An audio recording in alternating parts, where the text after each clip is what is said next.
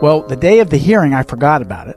So somebody came up to me, I think it was when Rod Carr was in the legislature. He said, I presented that bill for you. It's a good bill. Okay, thanks. So then they scheduled the work session. Well, the work session took place. I forgot to go to the work session. How did you ever get reelected? Wait, you got to finish the story. I'm not overdone yet. This is Bob Duchesne's Wild Maine. The title of today's show is Two Old Men Sitting on the Porch Talking Politics. In recent weeks, I've had several shows from Augusta because, frankly, that's where I spend a lot of time these days, and that's where decisions are being made right now about how we're all going to use the outdoors to work and to recreate. Also, because I've got a front row seat for a lot of those discussions, and I can share it with you. So we've had some specific shows about specific issues like deer and moose and trout. Today, we'll draw back the curtain and get a higher view of how the legislative process works when we're talking about the outdoor issues that affect you. This will be rambling and chaotic, because my guest today is Senator Tom Saviello of Wilton. Tom and I have worked together on outdoor issues for more than a decade. We'll go out of the porch and talk about what we've learned and what we screwed up. Bob Duchesne's Wild Maine is brought to you by Hammond Lumber, Napa Auto Parts, and EBS. All right, let's go outside. Well, welcome, Tom Saviello. Well, geez, Bob, great place you picked out here, sitting on the front porch, looking at the lake out in front of us. Yeah. Brown birds. There's brown birds going by. Look at them. Well, I figured once we got old, which we now have, we'd be the stereotypical Mainers, the old guys who sit on the porch talking politics. It's just like those two guys that used to be in the Muppets. Exactly. Set up in the, That's exactly what I was thinking of, those guys. We're perfect. Yeah. We're old curmudgeons. Yep. You and I have been around this place for a while. You much more than I. I know. I can't find a job. You've got like 15 years at this right now. 15 years. We got one more year to go. A year from now, Bob, I'll be graduated. I'll be home playing in my garden and enjoying the rest of my life. Yep. But, I've enjoyed it. It's been great. I mean, I would have never, and I mean this in all seriousness, I would have never met you if I had never come down here. We wouldn't have had this friendship that we've developed over time. We think so alike in so many things. And we've been able to do so many good things together down here. Yeah, and it's been amazing because we worked well together when you were a Democrat, an Independent, and a Republican. Well, I tried. I'll try. Just waiting for you to change. I'm thinking about changing. I think I'm going to go into the brown bird party. Yeah, it's like you tried them all, none of them fit. And none of them fit. And when they asked me to do a Republican, I told them, I said, I'll be glad to do it, but I'm going to drive you crazy because I still have to do the things I think are right, which I've continued to do. Mm-hmm. So one of the reasons that we've bonded a little bit during the legislature is we keep serving on the same committees and dealing with the same issues. And because this show is all about the wilds of Maine, the outdoors, our natural resources, and how we use them and how we entertain ourselves out there, so much of what we do in the legislature overlaps with that outdoor interest. You've served on, we've both been in environment and natural resources. Environment and natural resources. So I thought about it the other day. I think I actually have 7 years on environment and natural resources, 6 or 7, something like that. Mm-hmm. And then I've been fish and wildlife for 5. Yep. And I'm on ag and forestry now. Mm-hmm. Yep. So those are the 3 committees that most deal with outdoor issues, and you've served on them all. Yeah. Yeah, and I've served on ENR, Environment and Natural Resources, and this is my 6th term doing that, and now I'm chairing Inland Fisheries and Wildlife, which has been a gas. So we deal with all these outdoor issues that affect the listeners, the actual people who are in the outdoors, whether it's actually working in the outdoors with forestry or recreating. How do we have a clean environment? How do we have enough ducks to shoot? All that stuff. So we do that.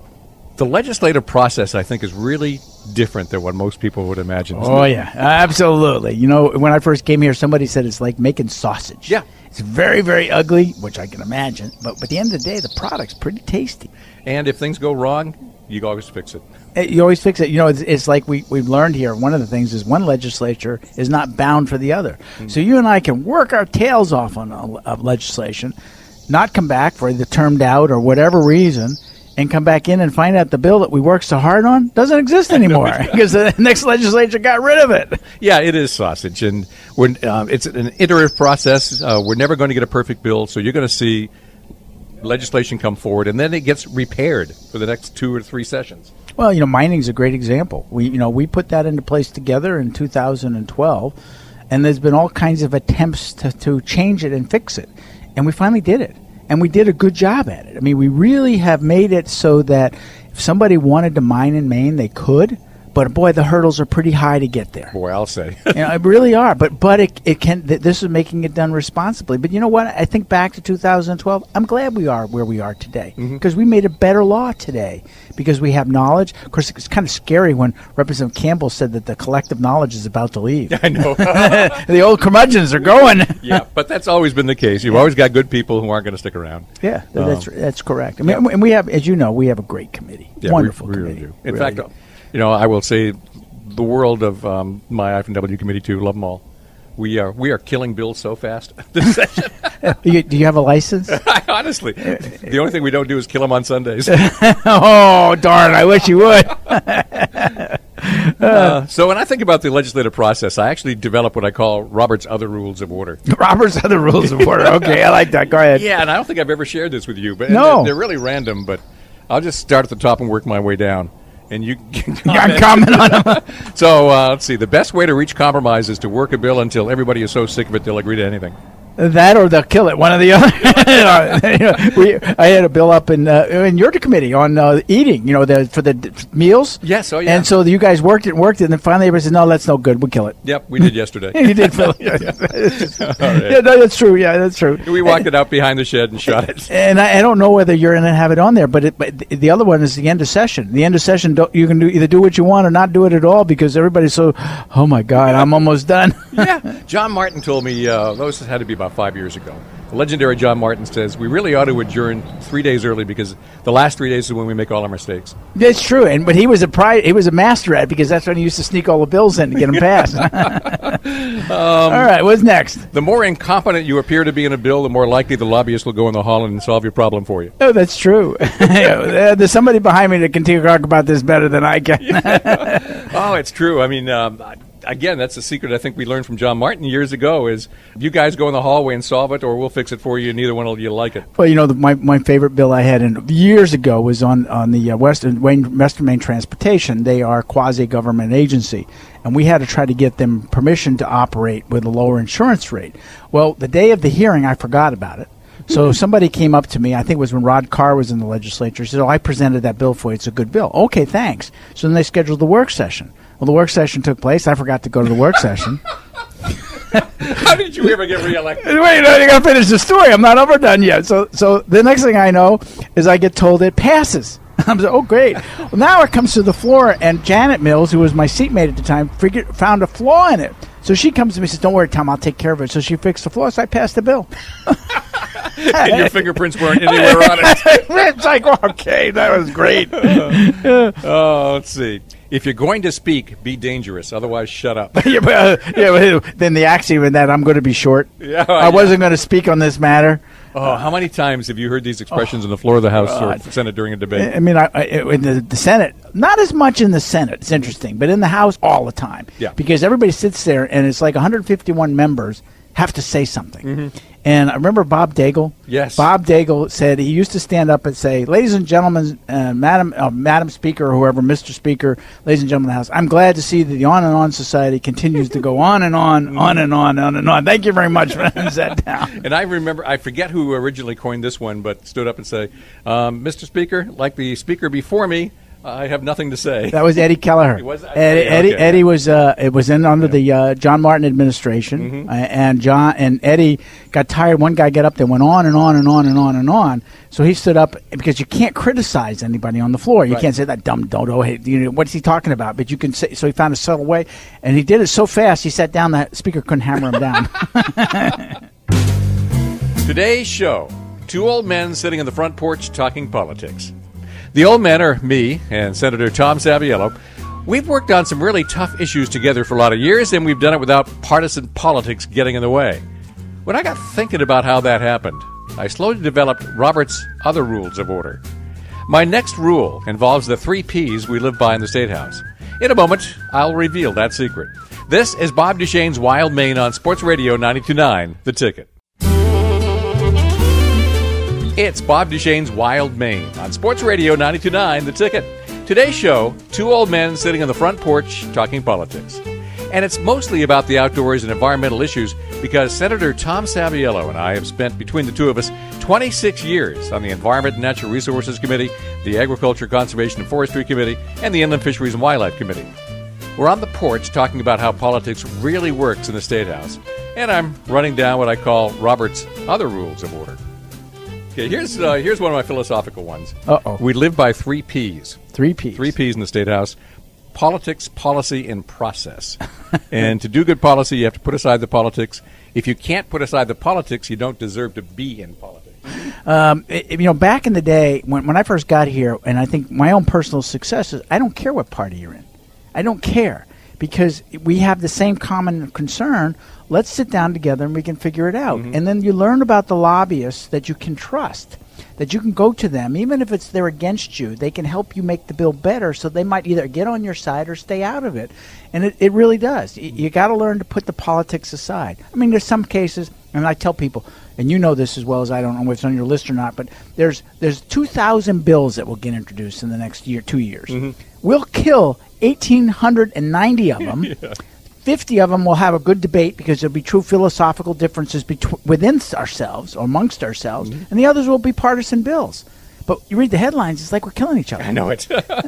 And we're not. I mean, this is a very friendly place. I think of this almost like a football team that has an offense and a defense. Who's ever in the majority is the one who really has the ability to push forward an agenda, and who's ever in the minority can help by bringing up all the flaws in it. And so you need to think of yourself on the same team, and often the people who are in the minority who are pointing out the flaws are right. And so you got to pay attention to that. I think of it as a dysfunction, as a family. I won't say dysfunctional anymore, because in a family, you have your brothers and sisters, your mothers and fathers, and everybody else. You don't all agree all the time. But you work it out, and then sometimes you just say, nope, no need talking about it anymore. I'm not going anywhere. Well, that's what we have here. But at the end of the day, if one of us are in trouble or in distress in some way, whether a loss at home or someone's sick, this place rallies around that person. It's unbelievable. Yep, and politics just goes right out the window. We don't care. We're basically all at one big family. It really is true. Yeah, and I'll bet people are surprised to hear that, because what you read in the papers is really different. Yeah. And I don't blame them, because that's what is the news. Yeah. The fact that we all get along is not news. No, it doesn't sell anything. It doesn't sell any papers. Yeah. Nor should it. I mean, that's just not of interest, the fact that we get along. Yeah, who cares? But people should know that. I mean, that's really important, because we aren't Washington, and we do work together, and we look at all the bills we're killing together. And the bills we're passing, just like our votes in this committee have started to come around to what they've been before, 12-1. Unanimous. Unanimous ought not to pass it. I mean, the bill we just dealt with on the shoreline zoning, I think you guys came out ready to vote for it. By the time it was over, we all realized we need to get rid of it. And poor Ralph looks down the line like, I guess I got to vote for this. Okay, that one was funny. Yeah, that was good. All right. The secret to good policy is good process. It's founded on respect for each other and respect for the rules. If you can't respect others, trust me, they're not going to respect you. That is so true. Because, I think what fits with that is the adage that today's my friend, tomorrow's my enemy, the next day's my friend. You never know who's going to be your friends. I mean, I laugh. One of my friends is Heather Shiraki. Now, Heather and I are Republicans, but we do look at things through a different lens. But on ranked choice voting, we were totally on the same side. And it was kind of fun, because I said, it's fun working with you on this, because we don't ever work on anything else together, but this is fun to do. Sue Austin is another good one. Sue sometimes tends to be a lot more conservative than I am, but we're working on the little liquor nip bills, and she's right on board. She's ready to go to war with us, and it's great. But remember, I always remember, who's your friend today is your enemy tomorrow, is your friend the next day. Because we all got to work together, which is what voters really expect. They expect us to do. Yeah. Don't fight over the credit until there's finally something to take credit for. Well, I even turn around. I don't care about the credit. At the end of the day, I don't care. We passed the bill. They just came to me. I've got a small bottler bill where a lady makes almond milk. And the way that the laws are written right now, she has to have a bottling plant once she makes a couple gallons of this stuff. So we put a bill in. Well, they've been working that bill to try to sort it out. Well, Ben Chipman from Portland has got one in just like it. So they came to me and said, do you care? I said, I really don't care. As long as my bottle has the ability to make milk, let Ben have it. Fine with me. I'm good with that. So, you have to learn to put your ego aside. And sometimes it can be very hard. You can't take things personally here. Because if you do, you're toast. Yeah. They voted against my bill because we don't like me. Oh, I'm going to tell you there are a few people that I probably wouldn't do that about. But I like them personally. They're wonderful people. Yeah, I find that I have to be very careful not to get full of myself. It's... When you look at us, especially in the House, you're not even 1% of the vote. Right. So don't get too uppity about what you can do. You know, in the Senate, because we're 1817, it makes a very interesting dynamic now because, and there are certain things that I believe in that I ultimately will probably be the 18th voting with the Democrats. You know, Maine bill we just got coming out. I suspect I will vote with the Democrats, and I believe in that. Never waste a good recession. Well, or be on the other end of it. You know, when unemployment drops to the bottom, you can take all the credit for the great things you did. It's like, wait a minute, we just came out of recession, and like we're not the best because there are states that have less unemployment than we do.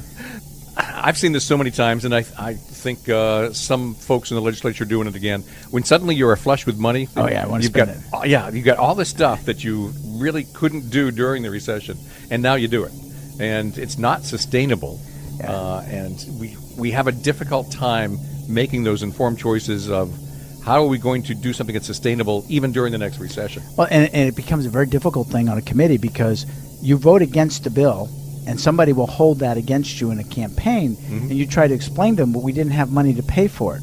And then they look at you and say, but you just put $35 million into the rainy day fund. You could have spent $1 million. Or it's like listening to the teachers, which are a legitimate concern. I only get 45% of my medical. I'd like to go to 65%. And my answer is, okay, what don't you want me to do? Do you want me to give you your COLA to do that? Do you want me to pass these other things that cost money around education? Would you want me to pay the 55%? Because one of the things that happened, and you said it exactly right, before both you and I got here, they had an open checkbook. And then when we walked in the door, the checkbook was short. Yeah, we make a lot of mistakes when we have too much money. So I'm just, that's why it's time to retire. Go out on a good note. Yeah. Never waste a good butt kicking. And I'm hearkening back to when Governor LePage first came in and the House and the Senate went Republican. I'm in the minority. And maybe that's something I should be wringing my hands about, but I'm thinking about all the mistakes that maybe we made while we were in the majority. Now's a good time to fix them. That's right, because all the things that we wanted to pass, you guys said, no, now bring them back. And then they goes, oh, I didn't know we want to do that. Yeah. That's true. But you know, what's interesting about that is when it changes both ways, because I've been here when it was all under Democratic control, then the Republican control, and then we lost control. And that was a really different place to be, to come in here knowing that you really couldn't make a big change and stuff. That's when you really had to work together with everybody to make it happen. I found it, to me, people ask me what I thought. I said, I don't care. I mean, if a good legislator or a good politician, when it comes down and that seat wave changes, you can still be successful. You just have to not worry about the politics. Go back to whatever the Robert rule before politics, no politics that you had before. Go back to that one. Yeah, if you actually go back to common sense, practical stuff. Yeah, my word. It actually might. Yeah, my word. If you've just joined us, we're out on the porch. Two old guys talking politics. Just Senator Tom Saviello from Wilton and Representative Bob Duchesne from Hudson. I chair the Inland Fisheries and Wildlife Committee. He chairs the Environment and Natural Resources Committee, where I also serve. And he also serves in the Agriculture, Conservation, and Forestry Committee. So if the issue has something to do with the outdoors, the issue has been in front of us, maybe a dozen times. One thing that taught me is that laws can actually get old. I'll tell you how when Bob Duchesne's Wild Maine returns on Sports Radio 92.9, The Ticket. This is Bob Duchesne's Wild Maine. Saturday mornings at 9, Sunday mornings at 8 on Sports Radio 92.9, The Ticket. Today's show, two old men sitting on the front porch talking politics. Just me and Senator Tom Saviello talking randomly and chaotically about the legislative process that ultimately affects everything we do outdoors.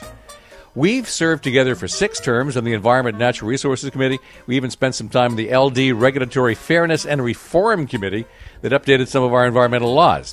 Doing this show isn't just easy, it's necessary because, frankly, we're in the State House so much these days, I can't get out to have a lot of fun. Fortunately, we do have a porch. Here's one that was a revelation to me. Laws age. So many laws fix a problem we used to have. And you and I served together on the LD1 committee, Special Joint Select Committee. We had examples brought to us of laws that used to make sense, but didn't anymore.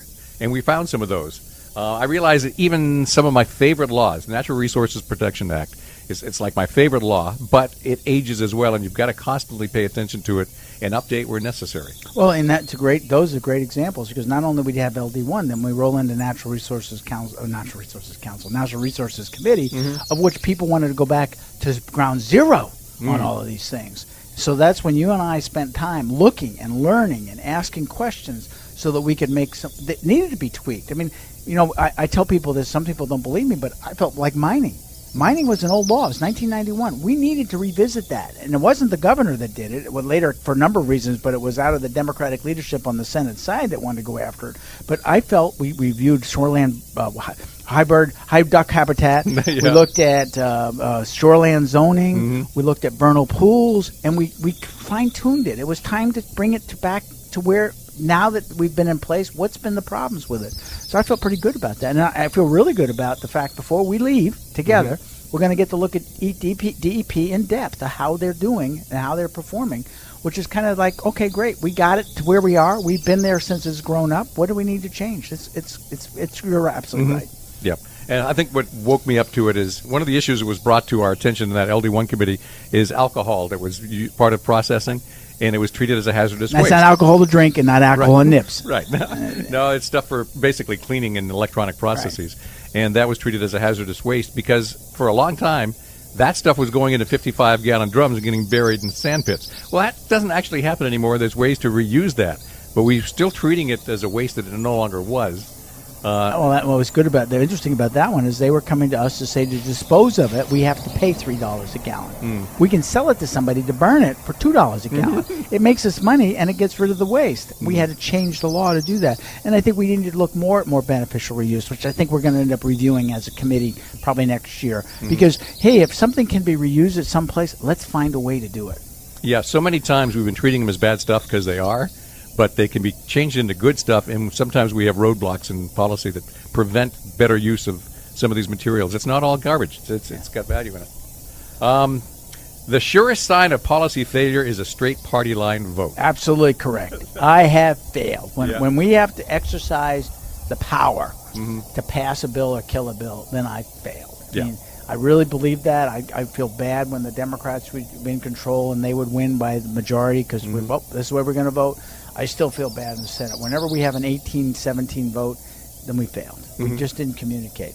But I also learned in that, though, the axiom underneath that is sometimes I'll throw you a vote because it means nothing. Someday I may need you. So I know that on the other side of the aisle there are those that probably be glad to vote with me, but they also know at some point they're going to need their colleagues' vote, and if they stick with them through this dumb bill, then they'll be happy at the end because I get their vote back. Yeah. Let's go into that. Parties, do they help or hurt? Oh, well, if we have ranked choice voting, parties won't mean anything. Yeah. I think at some point, to me, that when I was never really in a party guy, and there's a long story to why I became ultimately elected here.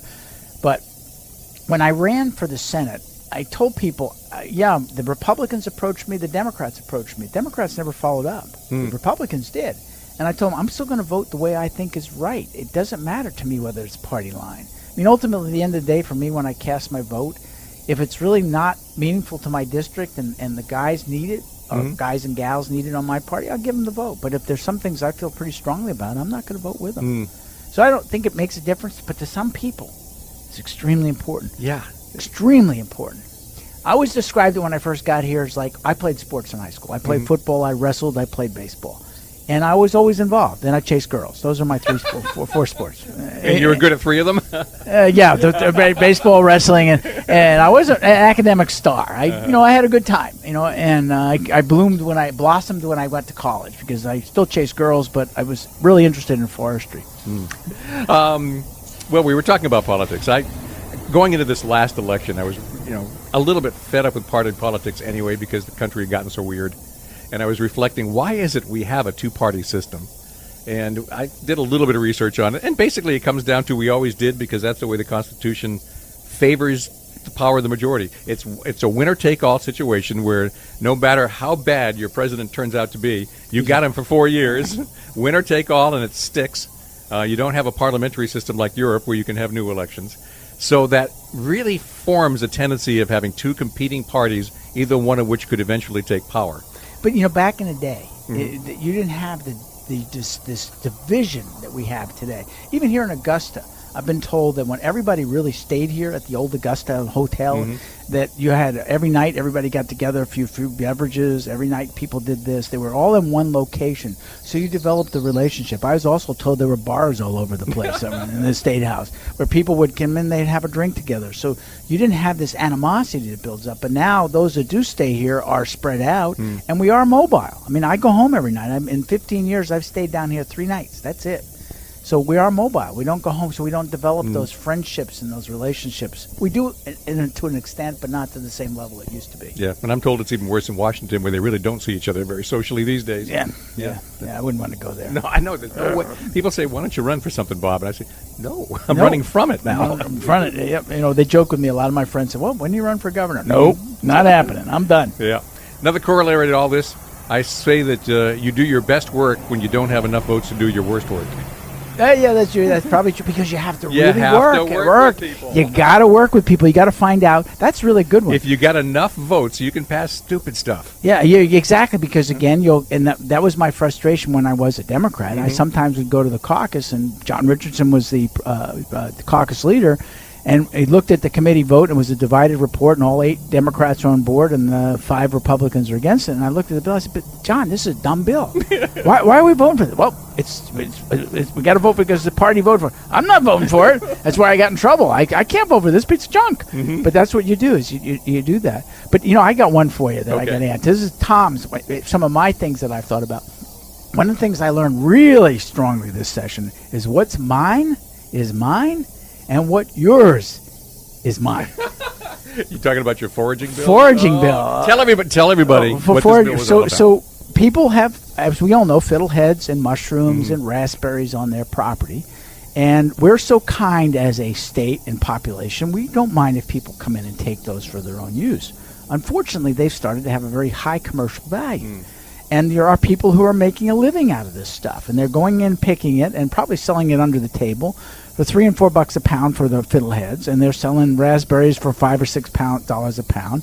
And think about it, if you want to put it in perspective. Let's say you had a garden, and I liked your tomatoes, so I just walked over and picked your tomatoes, and then I took them to the farmer's market and sold them.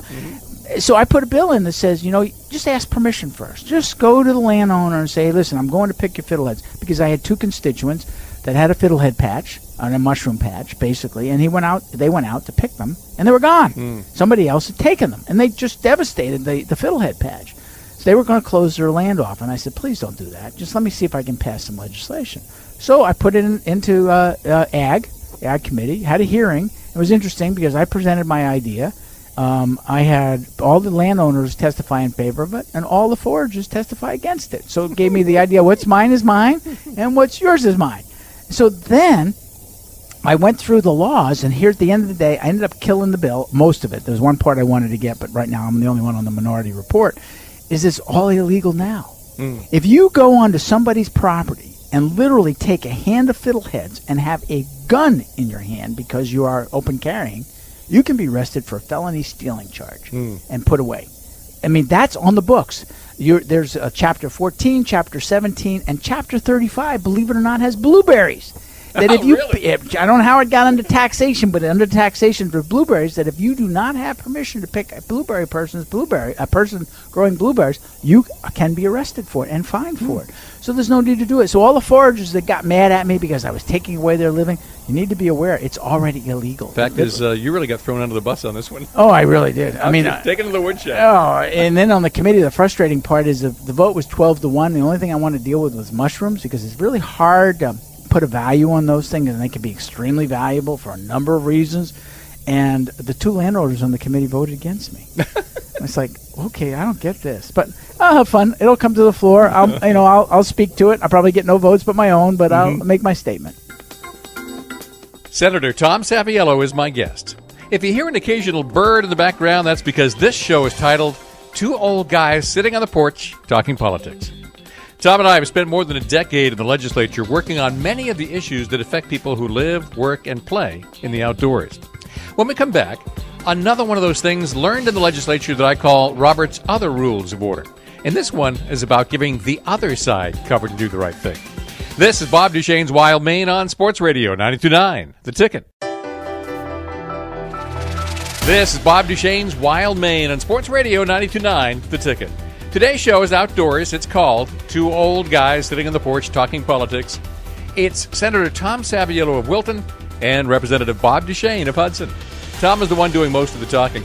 In the aggregate, he and I have spent 26 years in the legislature, and along the way we may have learned a thing or two about the process and how to get things done, preferably without partisanship. It's actually been easy with Tom because he can make both sides of an argument mad. How about this one? All of this legislating, as I said before, is a team sport. The second most important thing you can do is to do the right thing. The first most important thing is to give others the cover to do the right thing. That's true. You know, I always tell people when I go home that I try to do the right thing, period. That's really my goal. And that when I come home, the right thing might not be the right thing to you, Bob Duchesne, or Christine Geiser. But I can tell you why I voted that way. Because I add to that, saying you need to have the information as to why you did it. I really would be very discouraged if my legislator came home to me, why did you vote for this bill, Tom? Or said, oh, my party told me to vote that way. I don't belong there. But if I can sit there and say, I didn't vote for this reason, this reason, this reason, then I oftentimes get more compliments to say, well, I know you did it thoughtfully. That means more to me than thanks for your vote, thanks for this. You made your decision thoughtfully, and that's important. You know, I like to think when I finish up, I have done that. I'm not sure yet. It's still, the jury's still out. Yep. One of those truisms I discovered fairly early is that all the easy decisions were made a long time ago. Yeah, that's true. It's true. You know, we struggle with a lot of stuff, but we're supposed to. This is the hard stuff. The easy decisions we made. Yeah, well, and it fits. One of the things I learned is that the Democrats attack the rich, the Republicans attack the poor. And it's frustrating. As you know, I sponsored the Medicaid expansion because I really believe there are people out there that are a lot less fortunate than we are, and they need to be taken care of. Which makes you just a terrible Republican. I know it does. I've heard that. Believe me. There's a lot of other words they use, but you said you bleep me out on there. Bleep, bleep, bleep, bleep, bleep, bleep. But in the same sense, I hear that and Republicans put in tax packages that perhaps benefit those that are more fortunate. But there's that attack goes on between them. The 3% increase. It was really about the 55%. But who did you go after? That 3%. You know, I've never been close to that bracket. I know radio announcers were always but never close to that. I'm doing a part-time radio show on weekends just to make ends meet. You know, I wasn't ever there, not even close to it. But I can understand why these people are mobile, and they may say, "Screw you," and get out of the state of Maine. But that frustrates me. You know, it's rather than for the common good, let's figure out what we can do, and that's not socialism. That's just saying, what can we all do together to move the dime forward? We don't have enough of that, I think. When I first got here, I thought it was going to be one thing after another. Turns out it's the same thing over and over. In many cases, yeah. You look at the bills we have in front of us. We just an ENR. Well, I've seen that before. I've seen that. That's the problem with term limits, though. Because with term limits, how many are on our committee here? Just Denise and I and you from mining. But that's because the three of us were in the session last time. There's nobody else there. You know, Representative Campbell made it a very good statement. If you and I'm not coming back, and if you decide not to come back, there is nobody on that committee that has the background and experience we have. So who has it? John Martin. John Martin. That's true. Yeah. John Martin's got it. He'll still be there, but it's the lobby has it. Yeah. They lobby now can pull the truth out and twist it any way they want to, which they can do. Another thing that I think I've noticed as a truism is legislators. We don't solve problems. What we're doing is making a trade-off between two competing values, and so you take for just about any issue. One of the reasons it keeps coming back is because we have to keep revisiting these trade-offs. So I don't know, pick any issue. It could be health care.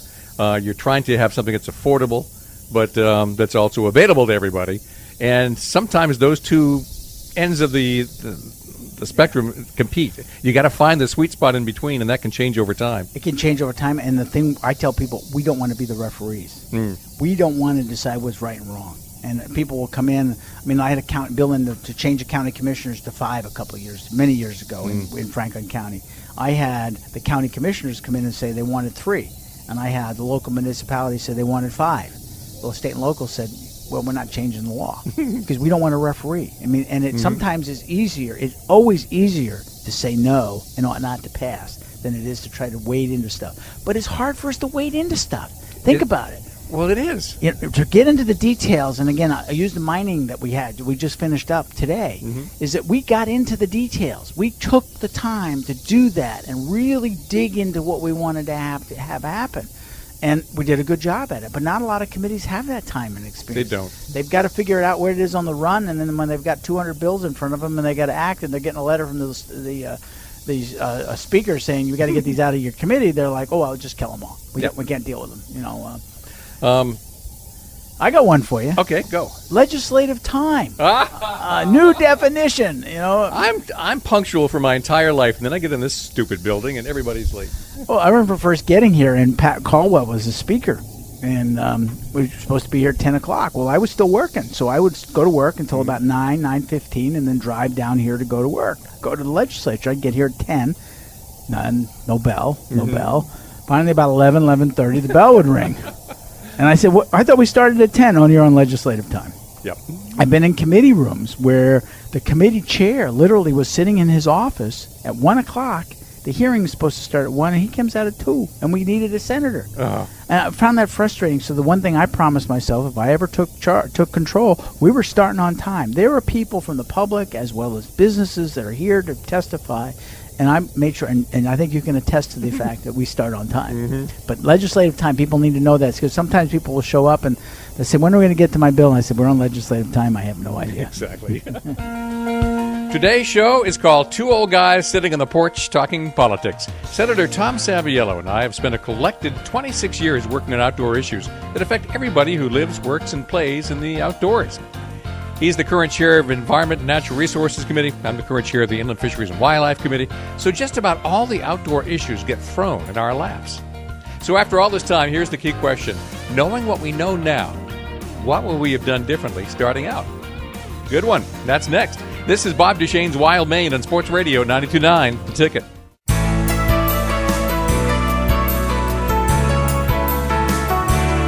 Welcome back to Bob Duchesne's Wild Maine on Sports Radio 92.9 The Ticket. My guest is Tom Saviello. He's a state senator from Wilton who first got elected to the House of Representatives back in 2003. He's getting done next year. Tom and I have spent a lot of time in the same committee together, putting politics aside and trying to get stuff done for the benefit of those who love the outdoors as much as we do. At the moment, we're out on the porch. So what do you think you know now that you didn't know when you first got here? Ooh, what do I know now? Yeah, how would that affect, if you knew back in your very first term what you know now, what would you have done differently? Ooh, that's a really good question. I think, and I practiced this actually when I came in, because Charlie the Verdier, whose place I took, said, go down there and don't speak any more than 3 times on the floor your first term, which I didn't. I kept to that prowess. And listen and get to learn to know who people are. Because at some point, you're going to have to approach one of them to help you with something.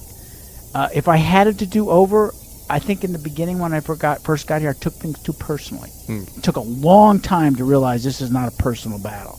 I mean, I go back to the first set of river bills that I dealt with, and as you recall, you just had come into the legislature when I was being hit with all kinds of ethics claims. Well, I didn't do anything wrong, but I let my personal anger get in my way, and as a result of that, I overreacted to stuff that I shouldn't have. So if I had things to do, and I was fortunate, I got to do a do-over because I got elected again, and then I got elected to the Senate. So I learned from that experience of don't let your anger get in the way.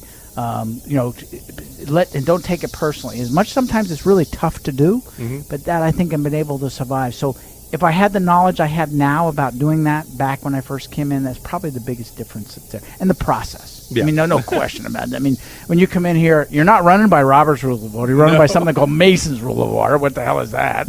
And then you come in here and they want to keep you as a lemming. They don't want you to know a damn thing, because if you do, you might be dangerous to them. And so it would be try to help freshmen. And I try to just say, you have a voice. Use your voice. Don't be directed in a place you don't want to go. And listen carefully. I mean, I think the 2 freshmen we have on this committee, Jessica Fay and Paige Ziegler, are 2 people that are not led by the nose. They are and we're trying to encourage them to participate. I think Paige is starting to come out of his shell. He's getting scary now. But and find the other thing is, I came down here, I didn't have a mentor. And as a result of that, I kind of wandered in the wilderness for a while. And so I've took it on myself with some of the freshmen that come in to be the mentor for them. Say, hey, I'm willing to answer your questions. I won't get into the partisan part of it. Let me spend time with you. What about you? I think I learned the lesson relatively early that I don't have to be an expert in everything. I have to figure out who is. And that is true. Who do you tap into? I mean, one of the things that I found, lobbyists, when I came down here, one of the lobbyists that I knew I would absolutely not get along with was Ed Pino.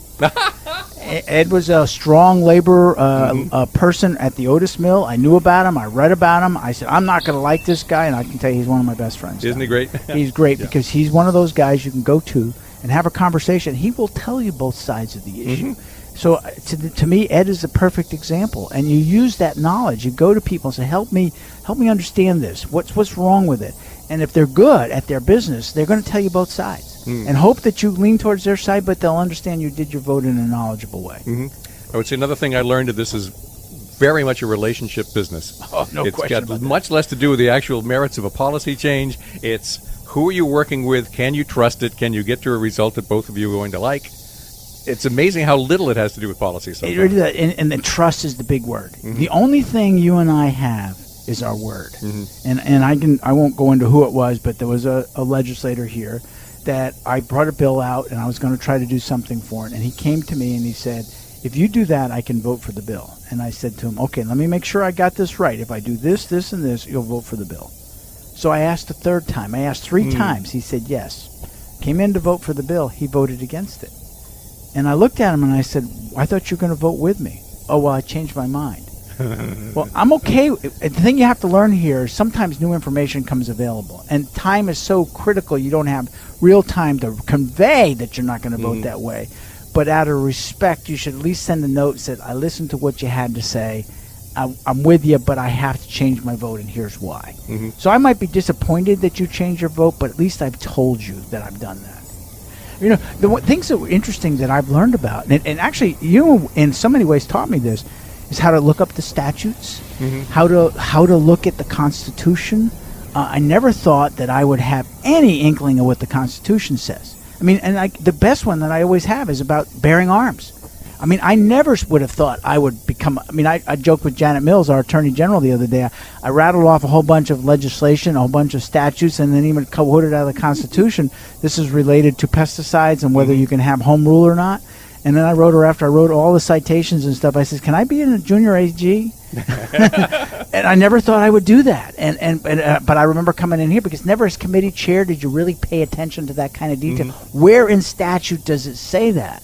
So I don't know how many times I'm pulling up the statutes at home and looking at exactly what it says. I mean, people ask questions, and I said, but it's already, it's like finding all these things on foraging. It's already there. Because I went and typed in property rights, and all these things came up, and I started reading, oh my God, it's all there. But I never thought I would do that. Never in a million years. Yeah, I'm so worried about making mistakes these days that I just research everything. Yeah, you have to. And a good legislature does that. A good legislator. And so those of you, when it comes around the campaign, and whether I'm running and you know me, or Bob's running, or we're not anymore, ask your legislator where he's going to get that information. How are they going to do that? We're not taught how to do that. No, not at all. We have to teach ourselves how to do that. And it's a great experience. And you have to make a lot of mistakes. I think one of the things I learned from you is when you're working towards a conclusion, and it may not be a perfect bill that you're working towards, but if you get enough of what it is you wanted in the bill, vote for the damn thing.